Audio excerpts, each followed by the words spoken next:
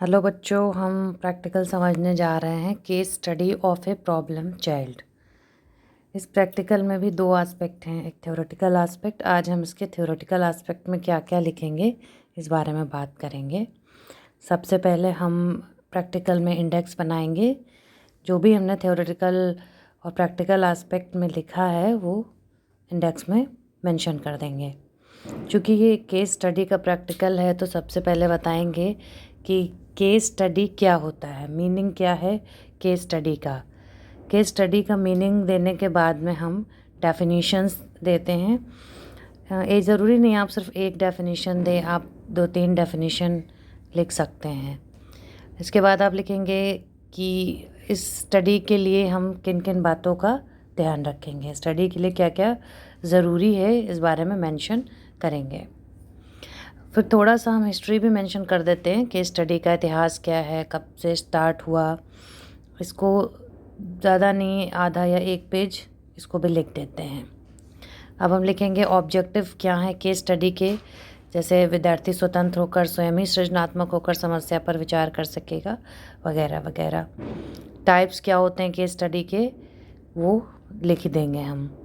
Steps देंगे case study के, जैसे समस्या का चयन, आंकड़ों का संकलन करना, मूल्यांकन करना इत्यादि। केस स्टडी की उपयोगिता देंगे, क्या उपयोगिता है केस स्टडी की वो लिखेंगे। अब छात्र का चुनाव कैसे करेंगे, व्यक्तिगत अध्ययन की समस्याओं के क्षेत्र क्या हैं, जैसे कि शैक्षिक समस्या हो सकती है, शैक्षिक में पिछड़ापन, शैक्षिक उपलब्धि प्राप्त ना होना, ये सब शैक्षिक समस्याएं हो सकती हैं। कुछ व्यक्तिगत समस्याएं होंगी, जैसे मानसिक तनाव बना रहना, आत्मविश्वास की कमी।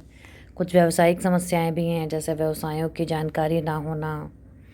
व्यक्तिगत अध्ययन करने की सिर्फ एक विधि नहीं होती है, कई विधियों से इसका अध्ययन किया जाता है, तो उन अलग अलग जो विधियां हैं उनको भी हम बताएंगे। स्रोत क्या हैं अध्ययन के, इन्हें भी बताएंगे। स्रोत में हम प्राथमिक स्रोत क्या होते हैं ये बताएंगे। द्वितीयक स्रोत क्या हैं उनको भी बताएंगे। द्वितीयक स्रोत जैसे कि डायरी है, इसको भी बताएंगे। डायरी के द्वारा कैसे हम उससे जानकारी प्राप्त कर सकते हैं, उसका जीवन इतिहास, ये सब सेकेंडरी जो सोर्स होता है उसमें आता है। दोनों सोर्सेस को हम प्रॉपर मेंशन करेंगे। अब बताएंगे कि कुछ व्यक्तिगत अध्ययन के और भी प्रकार होते हैं। आप चाहें तो लिख सकते हैं और अगर आप ना चाहें तो इसको स्किप कर सकते हैं, ये टोटली आपके ऊपर डिपेंड करता है।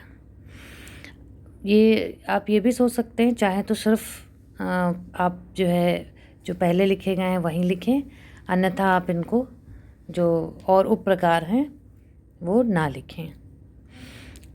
व्यक्तिगत अध्ययन लिखने के बाद हम इसके प्रकार लिखने के बाद हम इसके दोष बताएंगे कि आखिर केस स्टडी के कुछ दोष हैं, उनको उसमें फाइल में लिखेंगे।